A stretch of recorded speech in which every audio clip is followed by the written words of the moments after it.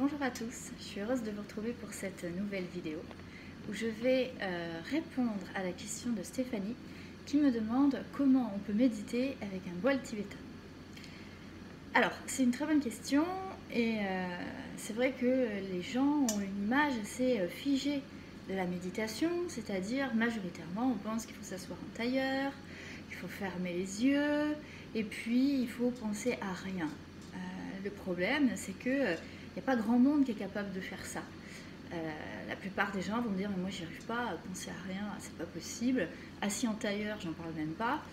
Et donc si c'est pour rester des heures comme ça, c'est pas la peine.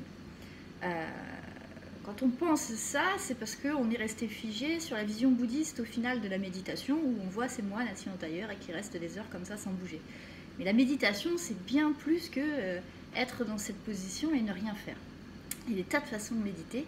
Et une des façons assez sympathiques, je dois dire, que j'aime beaucoup, c'est la méditation au son du bol tibétain. Alors comme vous l'avez remarqué, je suis chez moi, donc vous allez avoir les chats qui vont passer, repasser, encore et encore. Donc ma foi, vous verrez les chats. Alors, le bol tibétain, j'avais fait une vidéo pour expliquer un peu ce que c'est, comment ça marche, où est-ce qu'on peut le trouver. Donc ça, c'est mon bol. J'adore mon bol, j'en suis folle. J'ai craqué dessus dans une petite boutique sur Nantes. Il m'a fait de l'œil et je n'ai pas pu résister. Donc le bol tibétain, c'est un support de méditation. C'est-à-dire que méditer, pour faire bref, c'est dompter son esprit pour éviter que celui-ci aille sur des souvenirs ou des projections et qu'il se fasse des films et des ruminations. Quand on n'arrive pas à le faire spontanément, c'est-à-dire sans aucun support, on peut utiliser un bol ou un tambour d'ailleurs ou tout autre support. Et du coup, il va y avoir plusieurs façons de méditer avec un bol. La première, ça va être d'utiliser vos oreilles, c'est-à-dire obtenir une note au niveau du bol et vous concentrer sur cette note et essayer de l'entendre le plus longtemps possible. Donc généralement, on utilise le maillet et en fait, on tape.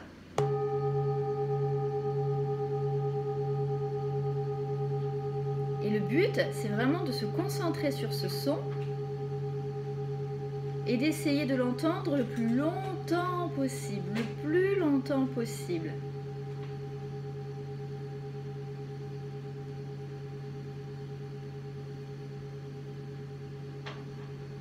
Et vous recommencez, dès que vous ne l'entendez plus, eh bien vous retapez et vous réécoutez jusqu'au bout et vous retapez. Et normalement vous allez voir qu'à force d'écouter cette note, qui, quand vous l'entendez comme ça, semble uniforme, eh bien, vous allez réussir à la décomposer et peut-être l'entendre différemment à chaque fois que vous allez essayer. Donc ça, c'est j'utilise le bol avec mes oreilles. La deuxième façon dont vous pouvez utiliser le bol, c'est au niveau des sensations. Alors, sur la vidéo, ça va être très compliqué de vous l'expliquer ou de vous le faire ressentir, mais quand vous mettez un bol sur votre main et que vous le frappez, en fait, il vibre. Il émet une onde, une vibration, et on sent la vibration dans la main. Et parfois, et même quasiment tout le temps, il n'émet plus de son, et pourtant, vous le sentez encore vibrer.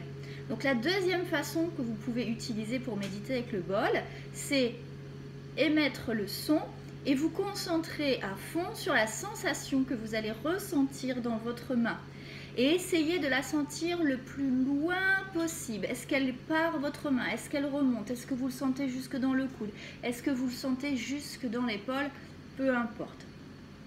Ce qui fait que quand on travaille avec la sensation, on peut utiliser le bol sur toutes les parties de notre corps. C'est-à-dire vous pouvez vous allonger, le poser sur votre ventre, émettre le gong et sentir cette vague de vibration qui va se diffuser à l'ensemble de votre corps et essayer donc de sentir cette vibration la plus loin possible et la plus longtemps possible. Ça, c'était la deuxième façon d'utiliser le bol. Il y a une troisième façon d'utiliser le bol qui, elle, va être plus... Je le pose parce qu'il est super lourd, j'ai mal au poignet. Ça va être la concentration pour obtenir le son le plus pur, le plus parfait et le plus régulier. Alors, je ne dirais pas que c'est le plus facile ou que c'est le plus difficile, je dis que il faut d'abord s'entraîner parce qu'il faut réussir à le faire chanter. On utilise ça, je ne sais toujours pas comment ça s'appelle, mais je vous promets que je vais me renseigner. Pour faire gonger, on peut utiliser ça aussi, hein. Le son est plus aigu du coup. Ok ? Donc, pour faire cette troisième méditation à l'aide du bol, en fait, vous allez vous concentrer à la fois sur le son, sur les sensations et sur la régularité de votre mouvement. Plus vous serez régulier, plus la note sera soutenue, plus elle durera longtemps dans le temps. Et donc, tout le travail, c'est de amener la note et la maintenir. Ce qui fait qu'au début, vous tournez vite pour faire venir la note. Et une fois que vous l'avez, vous devez ralentir votre mouvement, parfois réaccélérer, parfois re-ralentir. Et puis, il y a peut-être des zones du bol où il faut passer plus vite, appuyer moins, appuyer plus. Et en fait, c'est tout ce travail de concentration pour obtenir cette note soutenue qui fait que vous êtes dans la méditation. Donc, au final, ça donne ça.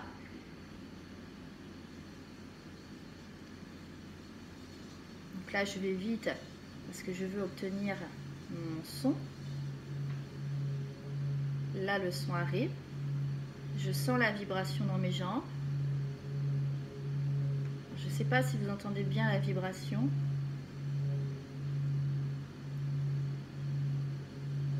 Et une fois que je l'ai, il faut que je la garde comme ça.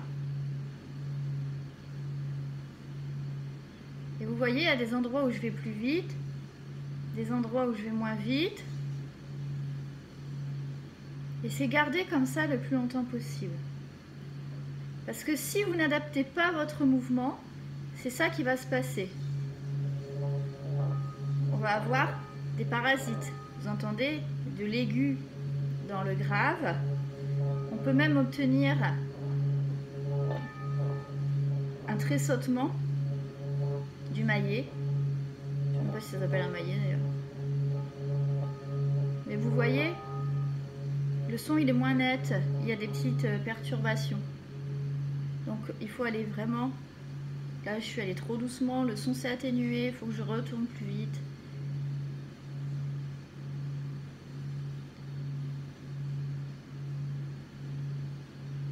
Et quand vous êtes comme ça, vous êtes en méditation. Et vous le faites aussi longtemps que vous avez envie de le faire.